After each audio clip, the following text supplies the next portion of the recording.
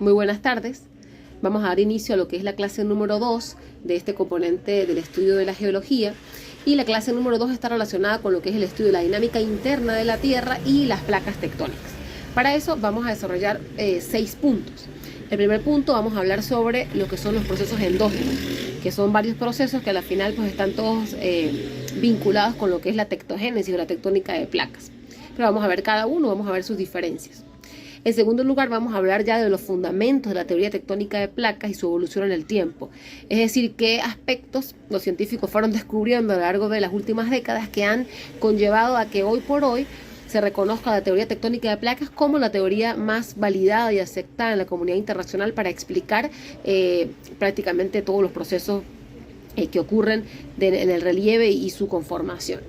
En el tercer punto vamos a hablar sobre los tipos de borde de placas.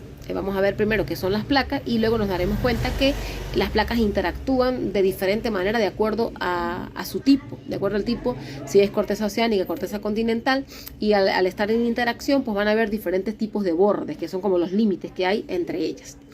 Y luego hablaremos en el cuarto punto sobre las grandes morfoestructuras del relieve terrestre, que no es más que la consecuencia de que existan las placas tectónicas y su dinámica.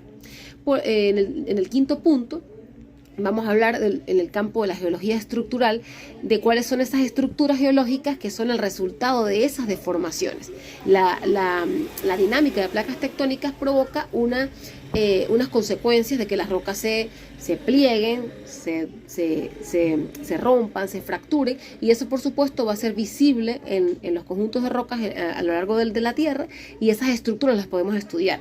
Son las fallas, los pliegues y las diaclasas. Vamos a ver cada uno de esos conceptos y cómo podemos definirlo. Y por último vamos a hablar sobre la unidad litoestratigráfica o litodémica denominada la formación, que como ya veremos es la unidad básica para el estudio de la geología de un lugar y corresponde con ese grupo de rocas que son básicamente homogéneas dentro de un lugar, y por lo tanto la podemos definir dentro de lo que es una formación geológica. Ok, entonces comenzando con la clase podemos ver este mapa conceptual en el cual tenemos por un lado las fuerzas internas o las fuerzas endógenas y las fuerzas externas o las fuerzas exógenas, que veremos en una clase posteriormente. Las fuerzas internas de la Tierra van a comenzar con la tectogénesis. Básicamente todos los procesos internos están relacionados con la tectónica de placas. Aparece entonces la epirogénesis, la orogénesis y el vulcanismo, que ya vamos a ver cada uno de esos procesos. ¿Qué me interesa aquí recordar? Que estos son los que van a construir materiales y medios geológicos, es decir, van a generar rocas sobre la corteza terrestre, van a conformar la corteza y el relieve de la Tierra. ¿Cuáles son estos procesos? En primer lugar aparece la orogénesis, que está asociada con la formación de relieve por colisión de placas. Esto es importante.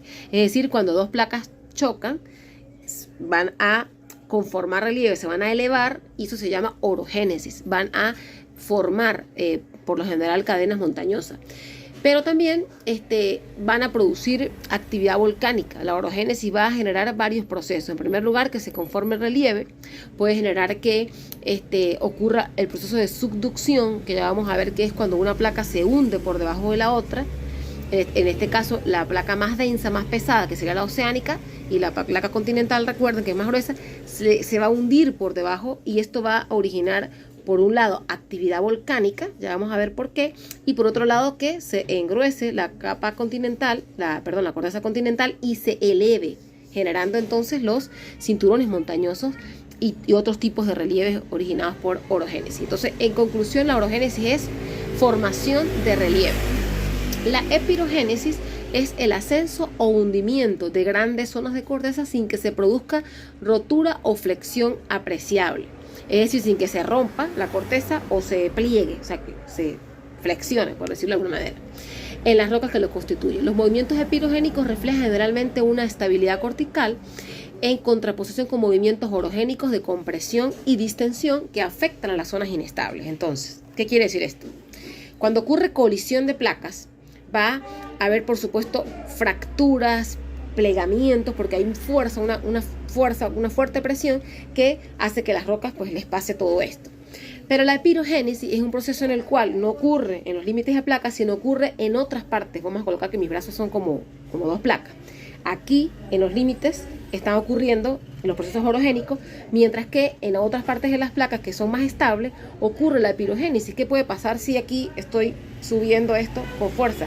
Puede pasar que esto se hunda o puede pasar que esto se eleve, y esos son procesos epirogénicos. Estamos hablando, por supuesto, de miles de kilómetros de corteza en los cuales estas cosas pueden ocurrir. Entonces, orogénesis es un proceso más, digamos, más contundente, de mayor fuerza y presión, que va a provocar fracturas, plegamientos y generación de relieve, mientras que la epirogénesis va a provocar es hundimiento o levantamiento de grandes zonas de corteza, ¿sí? Mientras que el vulcanismo, que sería el tercer proceso, lo que produce son fracturas en la litósfera cerca de una cámara magmática, en la cual se produce una inyección magmática que puede llegar a la superficie. ¿Cómo sucede esto?